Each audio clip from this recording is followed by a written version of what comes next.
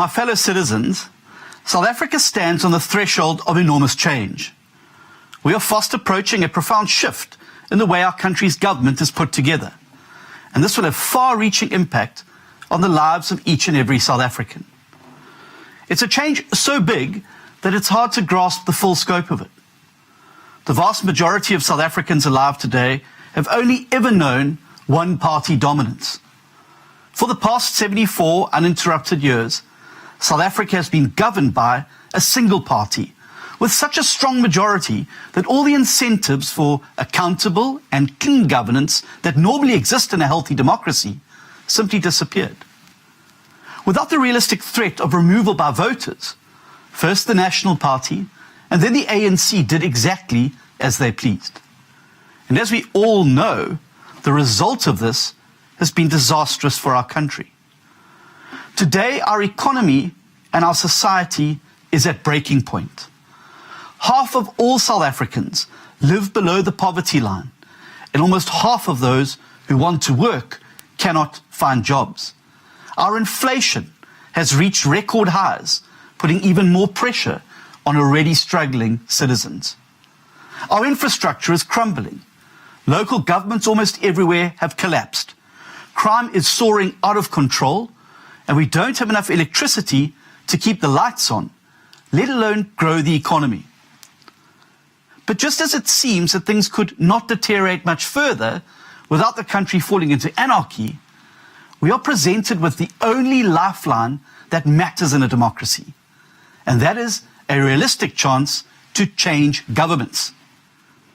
The people of South Africa have clearly had enough, and every sign now points towards the end of the ANC era and the start of a new chapter in the history of our democracy, that of multi-party coalitions. This means that our democracy is maturing, and with this comes the prospect of accountability and responsiveness in government, something South Africa has never known. At a metro and municipality level, we've already entered into the era of the coalition government. The vast majority of South Africans living in our cities and biggest towns now no longer live under ANC local governments. In 2 years' time, this will most likely be replicated at a provincial and national level as the ANC support continues to plummet below the 50% mark, and a broad coalition of parties learns to find common ground in service of the people. What seemed impossible not even a decade ago is now just around the corner, as the people of South Africa realize that there is a credible alternative, a multi-party coalition alternative, and that it's right there within our reach. That is the enormous change we're about to step into. But we've known all along that this transition from decades of ANC dominance to a real multi-party democracy and multi-party coalitions would not be easy. Given its track record of greed, corruption, and extraction, the ANC was not going to let go without a dirty fight. And that fight is precisely what we are seeing in the Gauteng metros right now. There is a coordinated attack on the coalition governments of all three Gauteng metros, orchestrated by the ANC and supported by its small proxy parties. The mayors of these metros, all happen to be DA mayors, are being targeted simultaneously in an effort to destabilize these governments and let the ANC in the back door. In Tshwane, the ANC has submitted a motion of no confidence in Mayor Randall Williams, while in Johannesburg, its allies, the PAC and the AIC, have done the same to Mayor Mpopalatse. And we now understand that there are similar plans afoot for Mayor Tanya Campbell in Ekurhuleni. This is the work of an ANC that finds itself cut off from its entire patronage network in these Gauteng metros. As a result, it now cannot fund its own operation or pay its own staff, not to mention the blow that this has dealt to the lavish lifestyles many of its members have become accustomed to. It desperately needs to get its hands back into that cash register, and it will stop at nothing in its efforts to do so. These coordinated attacks on our mayors and also our speakers are nothing short of a coup attempt by the corrupt. But this goes beyond our mayors, our speakers, and these individual multi-party metro coalitions. Because what the ANC is attacking is the very idea of a coalition alternative in South Africa. By trying to scupper these metro coalition governments, they're effectively attacking our country's last chance to move on beyond ANC dominance. They're attacking Project South Africa, and they're threatening to drag us back to a place we should never, ever return to. But I want to tell you today that this project will not fail. It's too important to fail.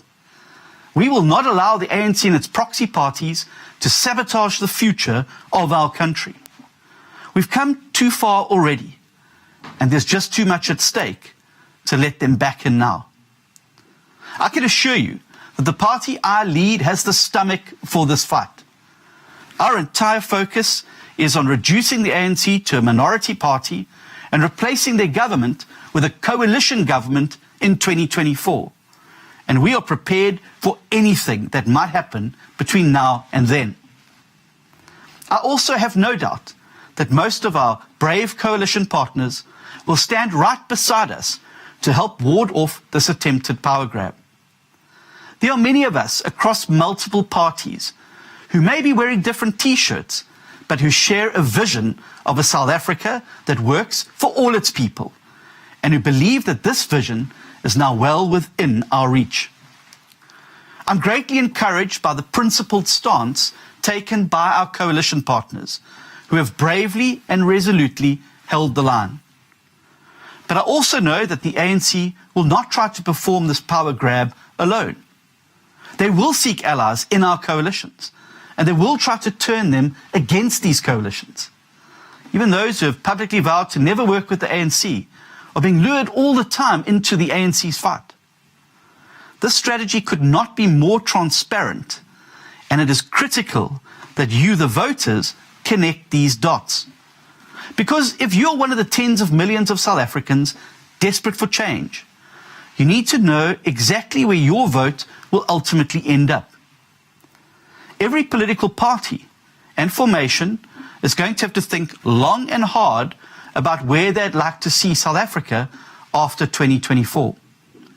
Because when we speak of a coalition alternative following the next election, we're not only talking about one possibility. Right now, according to the latest polling, there's a mere 11 percentage points difference between the ANC and the DA. This means that a coalition government post-2024 will either be a multi-party government led by the DA or one led by the ANC. These are two and only two realistic outcomes. Every party and every leader of those parties or movement will have to decide which of these two options they want for our country. And they're going to have to play open cards with their voters on this. Now, I can only speak for the DA when I say that our commitment to bringing about change for the people of South Africa will not waver. Our project is to replace the ANC government, and we will see this project through. We will continue to engage with all parties that share our core values as we look towards 2024 and beyond. Because our coalitions, the multi-party coalitions of reform, accountability and delivery, will need to be ready to step into national government in less than 2 years' time. We will also continue through these multi-party metro coalitions to serve the residents as best as we can, because people need to see and believe that coalition governments are not only possible, but that they also can be effective. Now, I know it is easy to become despondent in South Africa. Between the relentless crime waves, the rolling blackouts, the sharply rising food and fuel prices, and one of the world's worst unemployment crises, it's sometimes hard to find the silver lining in our country's prospects. Add to all of this the terrible decay that has been allowed to set in across our cities over the past 2 decades through neglect, incompetence, and corruption.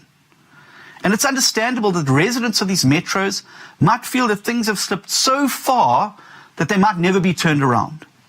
But I assure you that this is not true. Each of these Gauteng metros has already made real progress in undoing the decades of damage, stabilizing the finances, and restarting service delivery. These multi-party coalition governments in Johannesburg, Tshwane, and Ekurhuleni are working, and we dare not allow this momentum to be broken now. So let me give you some examples of this, because I know it's not always easy to identify the progress when there's still so much that needs to be done, and particularly when much of this progress is the unglamorous and the invisible. These examples are just from the past year of what our multi-party coalition governments have been able to achieve. In Tshwane, 171 new Metro police officers were added to the city's law enforcement, stepping up the fight against crime. The city also ramped up fines for cable theft and vandalism to help protect its critical infrastructure. And 10 million has been allocated to the city's Metro Police Department to fight cable theft. Tshwane has more than doubled the budget allocation to its various social relief programs for indigent households, and this now stands at a huge 3 billion. It has increased the budget allocation for water and electricity infrastructure maintenance and builds by over 100 million rand. The city has also embarked on a recruitment process for 5,000 EPWP workers. It has upped its revenue collection rate from 63% to 77%. And Mayor Randall Williams has tabled a plan to end load shedding in the metro through existing power stations as well as new gas turbines. And the city is involved in discussing those. There's still much to be done in Tshwane, but it has undoubtedly turned a corner and is making clear progress. And that is what the ANC is trying to stop through these attacks. They don't want the DA government to deliver services for you. In the city of Johannesburg, there's an equally long list of successes by the multi-party coalition government. And it's precisely because of these successes and the commitment shown by Mayor Mpho to restore the shine to the city of gold that she is being targeted and bullied in the way that she is. In the past year, an additional 1,800 Johannesburg Metro Police Department officers have been deployed in the inner city in the fight against crime and grime. Residents of Lenasia now have a brand new 15 megalitre water reservoir. Over 100 city buses have been completely refurbished, and the old Kaserne building was imploded to make way for 1,500 low-cost housing units in the Johannesburg inner city. The city has also set aside 200 million rand for 20 new fire engines. It has set aside 1.3 million rand for 150 park rangers to make Joburg's parks safer. And it is committed to building 10 new clinics over the next 3 years, as well as extending the hours of 47 existing clinics. Now, Johannesburg is clearly a metro on the mend, which is why the ANC has set its proxies on the mayor in an effort to derail the successes of the coalition government. They don't want us to deliver to the citizens of Joburg. In Ekurhuleni, the list of achievements is no less impressive.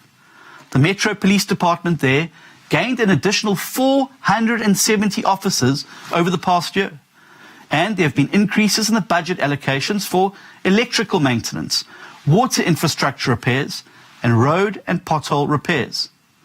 The city has also taken the fight to load shedding by awarding 46 tenders to small-scale independent power producers, along with signing a renewable energy wheeling deal and approving the installation of one of the country's largest solar microgrids. Under the multi-party coalition government led by Mayor Tanya Campbell, Ekurhuleni's credit rating has recently been upgraded, a clear sign of a metro pointing in the right direction. And it's also the reason she now has a target on her back. The ANC and their allies do not want us as multi-party governments to deliver to the citizens of Ekurhuleni. It is hard, slow, and offers thankless work, cleaning out the rot and turning these struggling metros around. But that is exactly what is happening across all 3 Gauteng metros. Now, many didn't give them a chance. They said they were going to fall in the first few weeks. But these coalition governments are working, and that they are showing South Africans a clear path away from ANC ruin and towards a better future. The ANC knows this. They know that voters have started to recognize this path from where we are today to where we need to be. And they know now that this path does not involve them. And so they've launched a desperate attack to stop this from happening. And this attack will likely continue all the way to the 2024 elections and possibly beyond. But fellow South Africans, we dare not lose heart. Too many people are counting on us, along with our committed and brave coalition partners, to do the right thing. We cannot let them down, and so we will stand up to anything that the ANC throws at us. We're not intimidated by these coordinated attacks, and we will certainly not allow anyone to derail this project of righting our ship and steering her towards a better future. I urge all parties to take a step back and see the bigger picture here. See what game the ANC is playing and decide whether you want to be roped into that dirty strategy. And at the same time, I urge every South African to hold these parties responsible for their actions through their votes. If you dream of a post-ANC South Africa, then let it be known that you will not tolerate the prospect of your vote being handed straight back to the ANC. This is our one chance to break free from the shackles imposed on our country by 74 years of one-party rule. And our only pathway out lies in a multi-party coalition alternative in service of the people. I give you my word today that the DA will do everything in its power to build such a coalition and keep it united in pursuit of the biggest goal, an end to ANC dominance in South Africa in 2024. That is our mission. That is our journey. We can see the destination, and we urge you to stand with us as we march determinedly towards it. Thank you.